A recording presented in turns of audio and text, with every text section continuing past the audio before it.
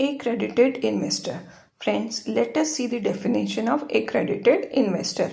Accredited investor is a person who is granted the certificate of accreditation from the agency, the accreditation agency. Accreditation agency is a subsidiary of recognized stock exchange or a subsidiary of a depository as the board, the SEBI, notifies from time to time.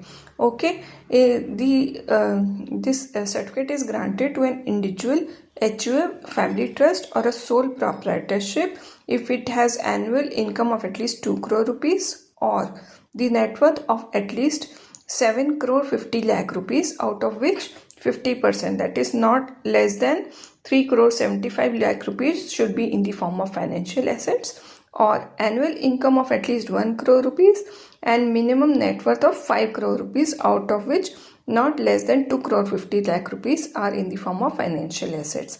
Okay. In the case of body corporate, if it has net worth of at least 50 crore rupees. Okay. In case of trust other than family trust, the net worth should be at least 50 crore rupees. And in case of a partnership firm set up under the Indian Partnership Act, each partner independently should meet the eligibility criteria for accreditation, that is the individual criteria as explained in the first point. Okay. Provided that central government, state government, developmental agency or any agency under the central government or state government set up by these governments, qualified institutional buyers as defined under SEBI, or the category 1 foreign portfolio investor, sovereign wealth funds and multilateral agencies of any country may be specified by the board from time to time, shall be deemed accredited investor and may not be required to obtain a certificate of accreditation.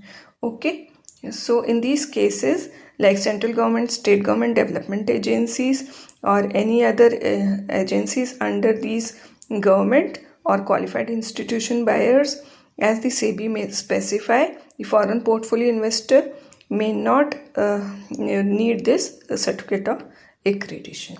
Okay, thank you friends.